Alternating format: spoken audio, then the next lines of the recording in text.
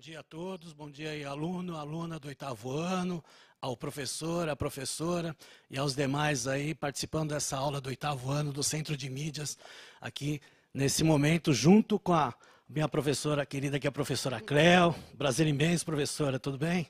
Tudo. Bom dia a todos, sejam bem-vindos ao 8º ano no Centro de Mídias. Quero agradecer em primeiro lugar o professor Antônio pelo convite, ser moderadora das aulas de Geografia.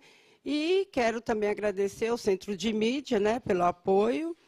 E assim, antes de iniciarmos a aula, lembrar que vocês organizem o material para as anotações e também lembrar que o chat é uma ferramenta muito importante para vocês interagir com seus colegas, com seus professores e também fazer comentário pertinente à aula que o professor vai explanar para vocês.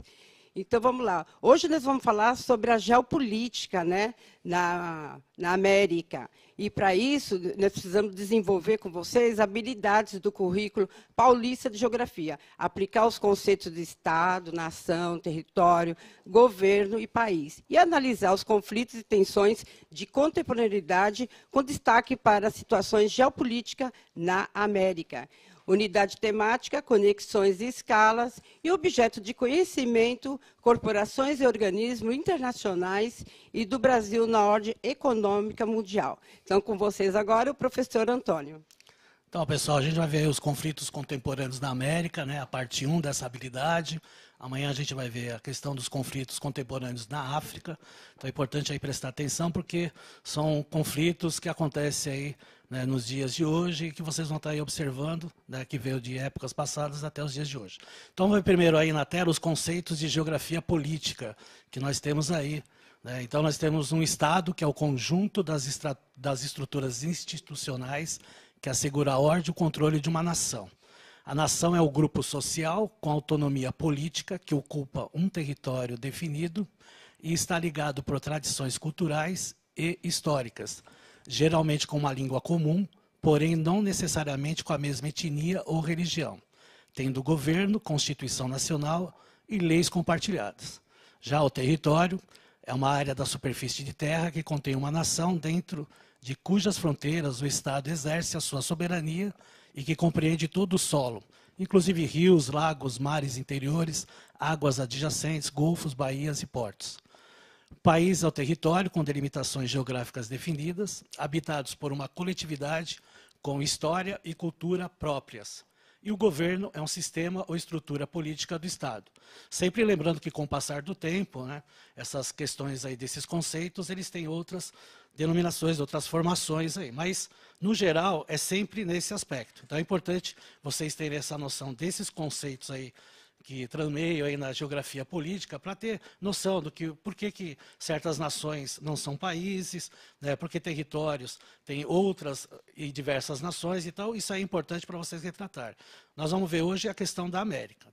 Então, iniciando aí com o território e o mapa político do Brasil. Então, vocês observam, o Brasil é um país, ele é um Estado-nação, porque quando a gente fala em país é porque ele tem território seu, com as suas fronteiras delimitadas, com os seus países fronteiriços da América do Sul. Então é importante retratar isso.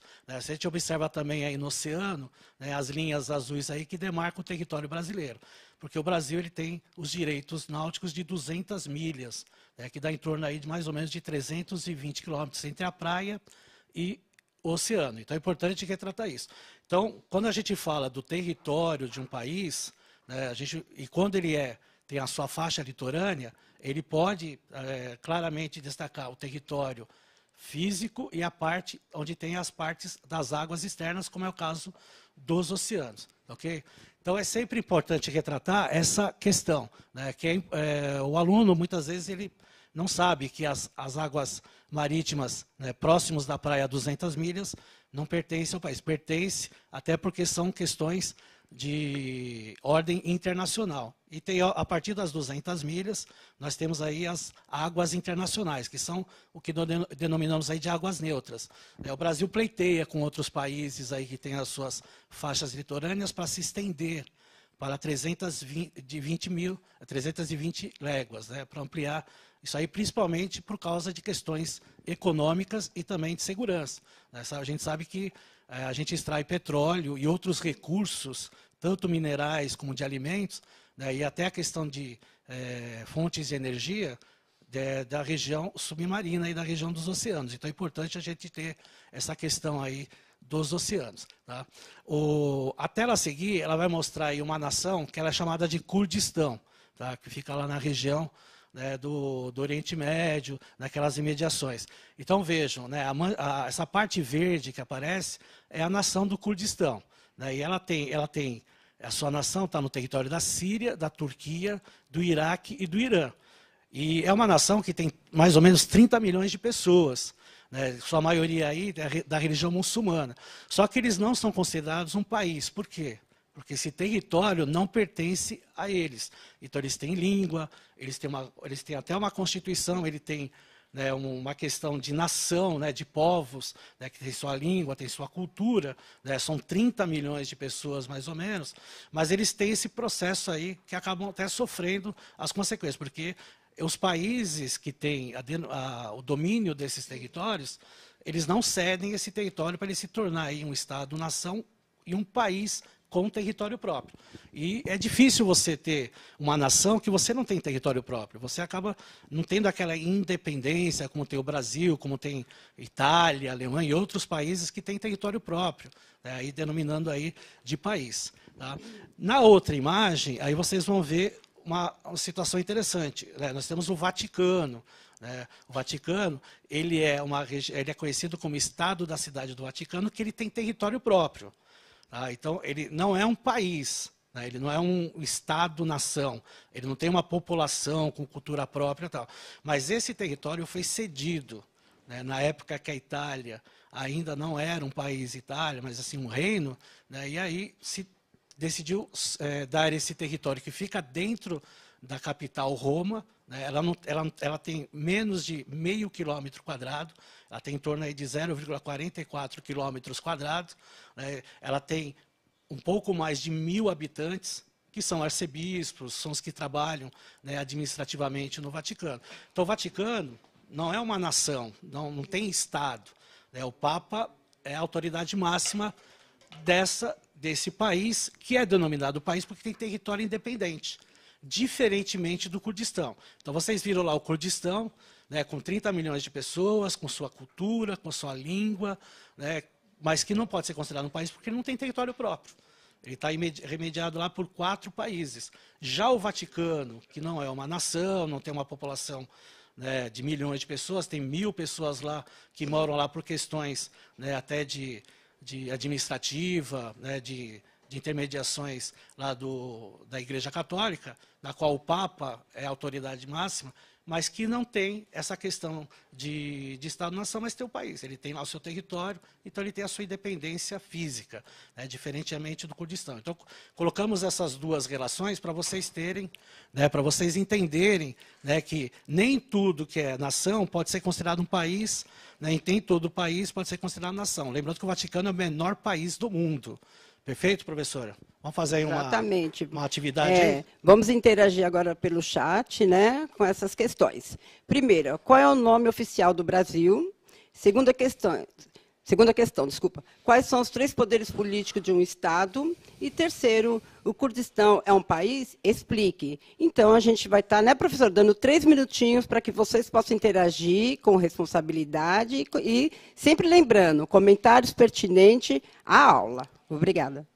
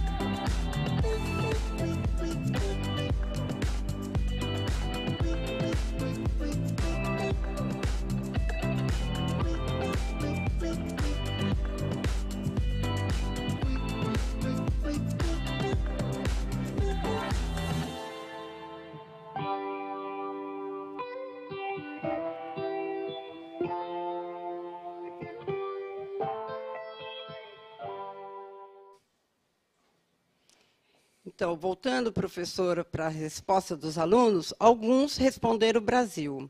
Outros, como, por exemplo, a Évrio, o Antônio, a Mariana, Gabriel, República Federativa do Brasil. Agora, a segunda questão respondeu o Nick, o Henry, Poder Executivo, Legislativo e Judiciário. E a terceira questão não souberam responder. Então, é isso aí. Então, a primeira questão, né, o Brasil tem um nome oficial. Então, além do Brasil nele, ele está lá, República Federativa do Brasil. Então, o nome oficial do Brasil é República Federativa do Brasil. Já chegou a ser República dos Estados Unidos do Brasil, né, professor? Então, teve alguns nomes anteriores, mas o nome oficial, já de um tempo para cá, é República Federativa do Brasil. Os três poderes políticos aí de um Estado é o Legislativo, né, a questão das leis, né, pelas câmaras aí do Senado, os deputados, né, no caso, né, na federal, né, tem o estadual e também tem o municipal. Tem a questão do executivo, né, o presidente, né, o governador, o prefeito, e tem também o judiciário, né, que são as câmaras judiciais aí que tratam das questões das leis. Agora, o Kurdistão, né, na terceira questão, como a gente viu anteriormente, eu deixei bem claro aí para vocês, ele não é um país, né, até porque ele não tem território próprio. Né, então, o Kurdistão, que é um Estado-nação, né, que tem aí a sua cultura, né, com as suas línguas, com todos os seus tratados internos, ele não pode ser considerado um país porque ele está dentro de território de 4 países, né, como eu falei, a Síria, a Turquia, o Iraque e o Irã. Tá? Então, espero que vocês tenham aí entendido, aí, principalmente a terceira questão, aí, que não teve nenhuma resposta, né, mas é aquela questão, né, a gente tem que prestar atenção na aula e aí consegue responder facilmente aí as atividades. Né. Até porque, né, professor, para ser considerado pela ONU um país, um Estado-nação, tem que ter o povo, o território e o governo. Então, o Kurdistão não tem o território, ele está ocupando o território de outros países. Né? Tem até a questão dos Estados Unidos, quando invadiu o Iraque em 2003, ele fez um acordo com o Kurdistão para que deixasse eles entrarem pelo norte do Iraque, para poder conseguir neutralizar Bagdá, só que eles prometeram a autonomia do Kurdistão e, depois que acabou a guerra, né, que eles conseguiram o controle do Iraque pelos Estados Unidos, eles não cumpriram com o acordo com o Kurdistão. Lembrando aí que a gente não entra muito em detalhes nessa questão aí, por causa que nós estamos falando de conflitos da América, mas é sempre bom retratar aí para estar sabendo, né, as atualizações de informações. Nessa questão aí de conflitos aí na América, tem as questões de regionalização. Então, vamos ver aí o que significa regionalizar um espaço. Então, regionalizar é dividir ou classificar o espaço geográfico a partir de critérios específicos e pré-determinados. Também pode ser definido como classificação de qualquer porção do espaço em várias áreas. Então, quando a gente fala em regionalização, nós estamos falando de critérios. Então, esses critérios eles têm que ser pré-estabelecidos. Não pode ser de qualquer maneira. Até porque nós estamos falando aí de territórios que têm aí o seu povo, a sua nação. Então, isso aí tem que ser um critério bem colocado. Principalmente quando se tem, né, a questão de acertos de fronteiras. Isso aí são critérios aí bem absolutos. Quais são os critérios de regionalização que nós temos aí? Então, vamos aí na tela.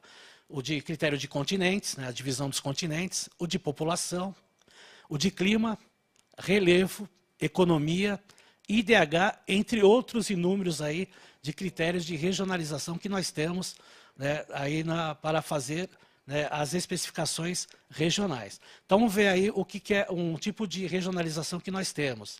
Né? Vamos ver aí o espaço mundial, que é o que se tem aí nessa relação. Então, observem na tela. Então, é uma regionalização socioeconômica do espaço mundial. Então, a regionalização socioeconômica do espaço mundial é uma divisão entre os diferentes países com base no nível de desenvolvimento no âmbito do capitalismo contemporâneo. Então, quando a gente fala aí do capitalismo contemporâneo, nós estamos falando, né, de alguns tempos para cá, de algumas décadas para cá. Né? Então, algumas relações, principalmente pós a questão da Segunda Guerra Mundial, nós tivemos vários tipos de regionalização no espaço mundial. Né? O que vamos destacar agora é o que apareceu logo depois da Segunda Guerra Mundial. Então, acompanhe aí na tela, aí, que é a divisão do mundo em 3 partes. Então, o mundo bipolar entre capitalismo e socialismo, né, dividiu o mundo em três partes. O primeiro mundo, formado aí pelos países capitalistas desenvolvidos, o segundo mundo, formado pelos antigos países socialistas, e o terceiro mundo, formado pelos países capitalistas subdesenvolvidos, né? Lembrando que essa regionalização ela se torna obsoleta no início dos anos 90, né, do século XX, devido à desestruturação dos antigos países socialistas do leste europeu. Então, com a queda do Muro de Berlim, né, a partir de 1989, com a desestruturação, né, a desintegração da União Soviética, as suas 15 repúblicas se tornando aí países, né, e acabou, né, essa situação aí de regionalização obsoleta.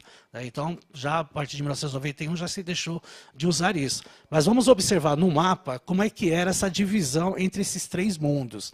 Né. Então, observe aí no mapa da tela, vocês vão ver aí, a parte que está em azul são os países denominados capitalistas desenvolvidos.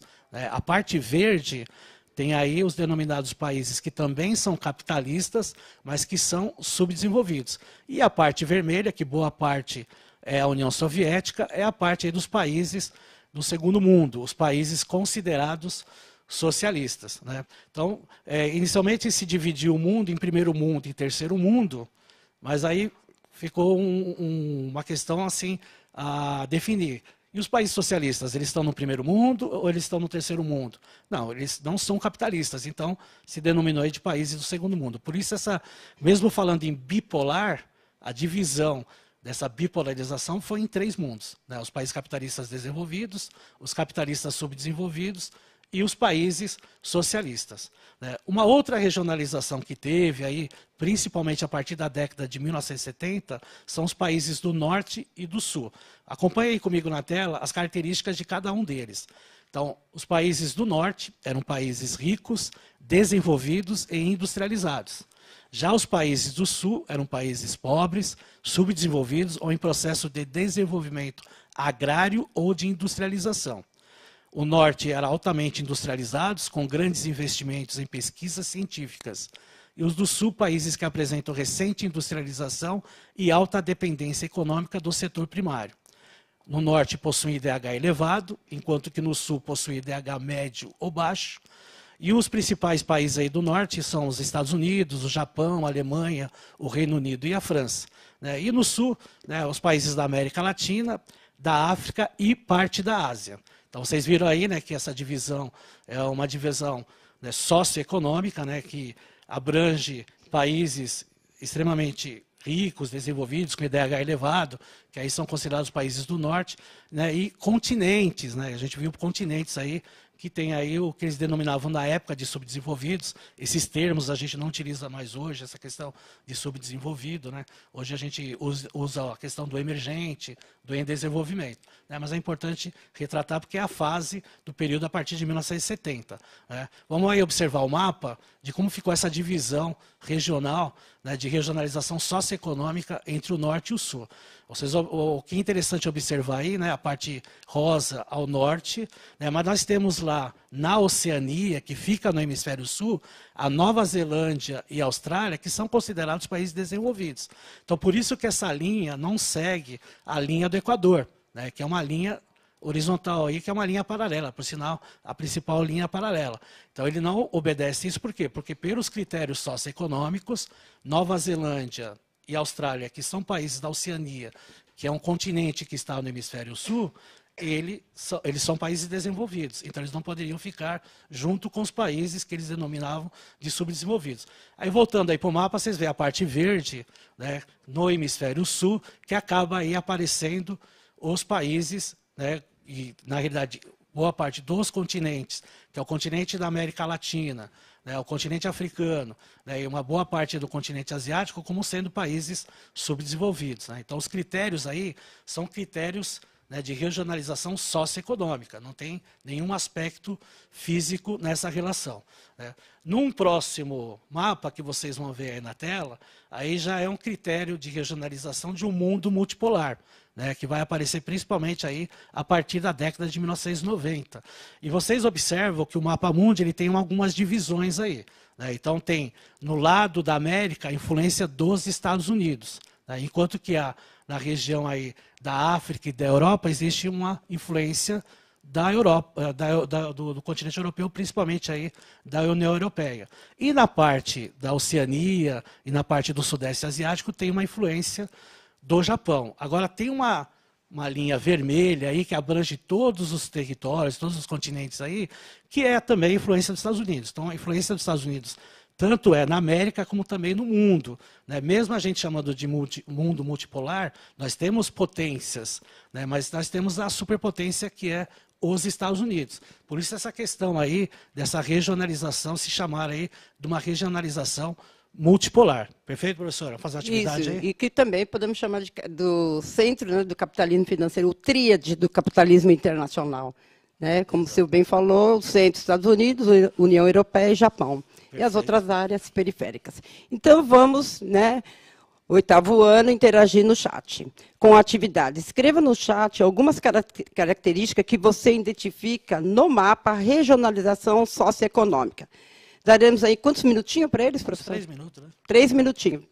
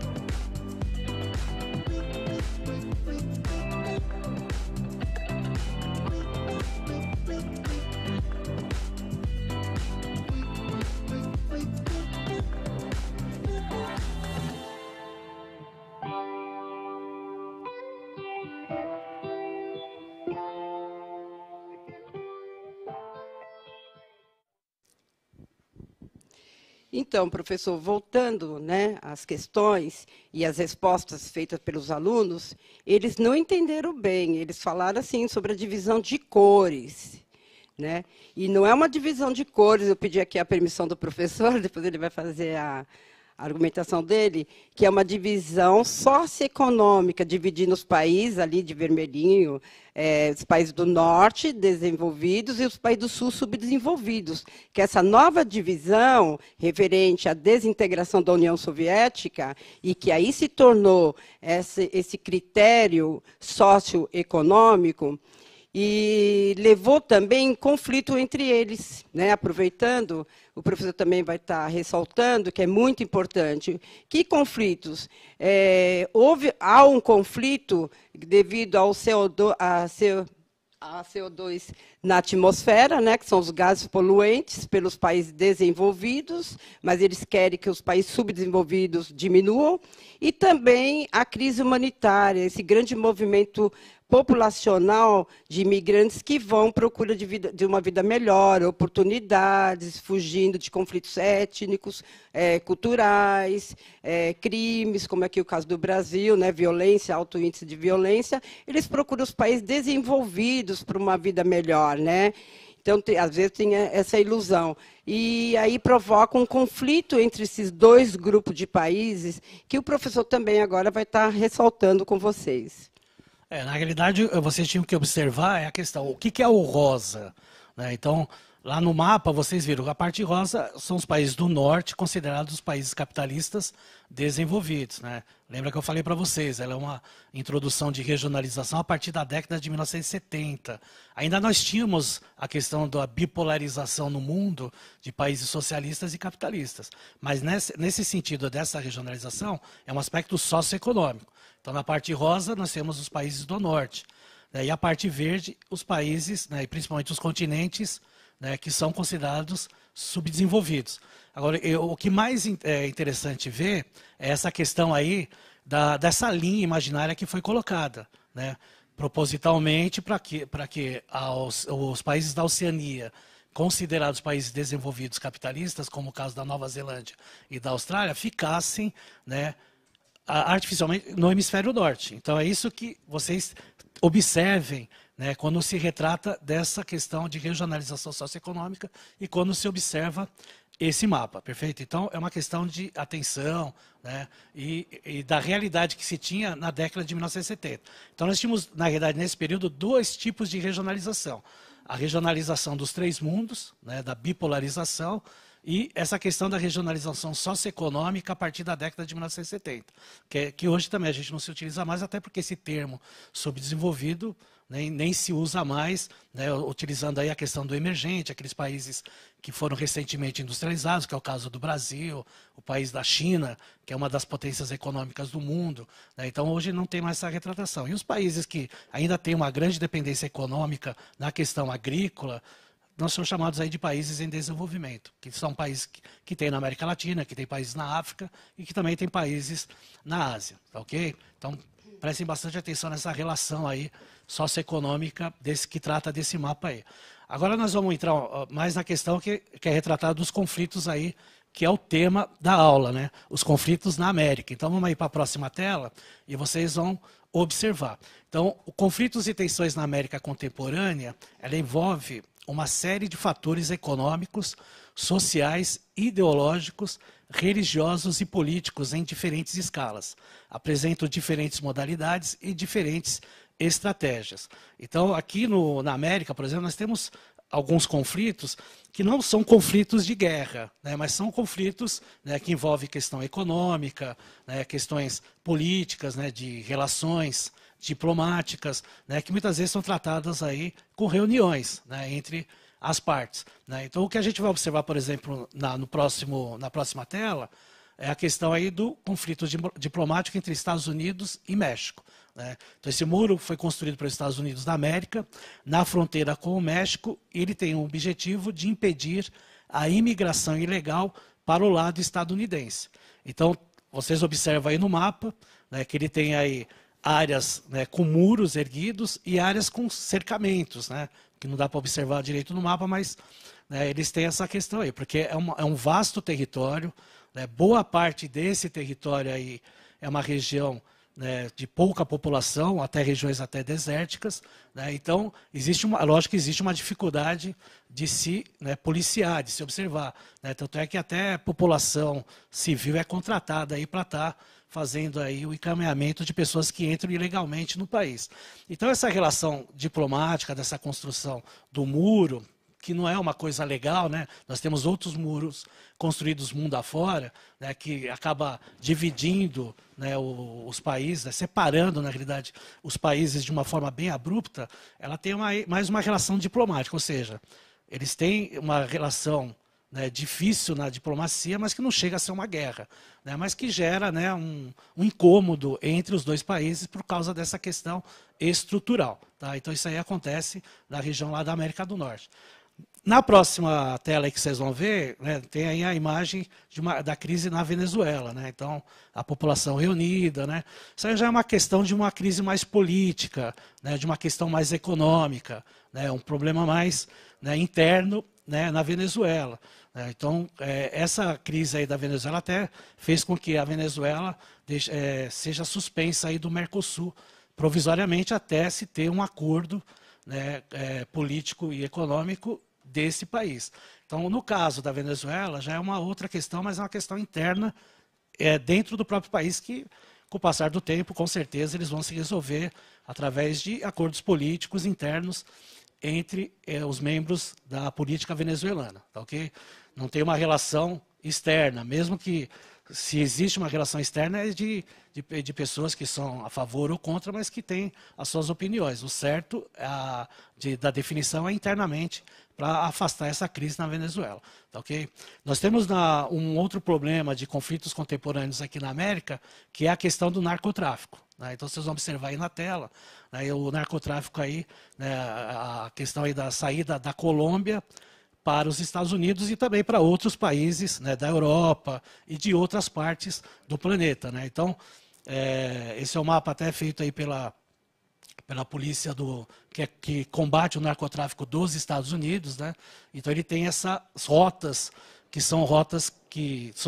aqui está da lista vermelha, né, da seta vermelha, são rotas das drogas, e a seta azul é a rota do dinheiro, né, porque ela acaba, né, movimentando uma grande cifra monetária aí do narcotráfico. Então, vocês viram que tem vários países da América, né, da América Latina, num contexto geral, que tem envolvimento com essa questão do narcotráfico. Né? Então, acaba, logicamente, influenciando e gerando conflitos sociais, né, nos países, tanto em países desenvolvidos, aí, que é o caso aí dos Estados Unidos, até do Canadá, numa menor projeção, mas que principalmente afeta aí as questões políticas, econômicas da América Latina e também as questões sociais. Né? Acaba influenciando bastante, porque o movimento ele é muito grande. Vocês observaram aí pelo mapa aí, feito aí pela Polícia Antidrogas dos Estados Unidos. Né? No outro mapa, aí nós vamos ter aí a questão do narcotráfico na Amazônia.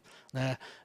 A gente sabe que a região amazônica ela é de difícil acesso, ela tem essa dificuldade de se fazer um policiamento mais ostensivo, principalmente entre as fronteiras, né, não só para o Brasil, mas também para os outros países que fazem fronteira com a América. Né? Então, vocês estão vendo várias linhas aí, né, as linha verde, que ela mostra a questão da rota do transporte aéreo, né, a linha vermelha, que mostra do transporte rodoviário, e também, principalmente, o que acontece nas linhas azuis, o transporte marítimo. A gente sabe lá que na região amazônica tem o rio Amazonas, né, tem diversos afluentes, e as embarcações trafegam por essas regiões. Então, como eu falei para vocês, a região amazônica ela tem difícil acesso, né, a floresta ela é extremamente fechada, a questão do policiamento de todos os países que têm a Amazônia no seu território é de extrema dificuldade, então se aproveita essa situação para estar, né, movimentando a questão do narcotráfico. E como eu falei para vocês, aí gera um faturamento aí de milhões e até de bilhões de dólares aí para os países, né, o que acaba ocasionando problemas aí de conflitos, que aí nós chamamos os conflitos contemporâneos na América. Né, e também é importante retratar que não são conflitos que abrangem a estrutura do país, mas acaba gerando uma certa dificuldade, né, porque é o que eu falei, quando movimenta dinheiro, acaba mexendo aí em certa parte com a estrutura dos países. Por isso que é importante os países sempre terem boas estruturas políticas, boas estruturas econômicas, para combater esses malefícios que acontecem aí na sociedade. Certo, professora? Comentar alguma coisa? Exatamente. Não, que já estamos... Mas pode comentar. Não, fica para a próxima. Fica para a próxima? Então é isso aí, pessoal. Então é importante que tratar que essa aí é a parte 1, né, dos conflitos contemporâneos da habilidade, né? Amanhã a gente vai falar sobre os conflitos na África, né? Queremos agradecer imensamente a participação de quem participou do chat, né, respondendo as perguntas. Espero que tenham, né, aprendido, né, principalmente nessa atividade que vocês tiveram dificuldade. Então, até amanhã. Um abraço para vocês e até a próxima, né, professora? Isso, até amanhã. Obrigada pela participação. E amanhã nós teremos a segunda parte da Geografia Geopolítica. Obrigada.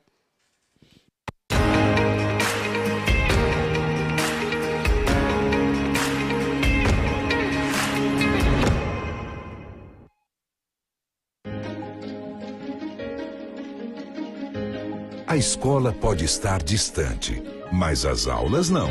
Por isso, o governo de São Paulo criou um aplicativo online de aulas com chats para todos os estudantes da rede pública de ensino durante a quarentena.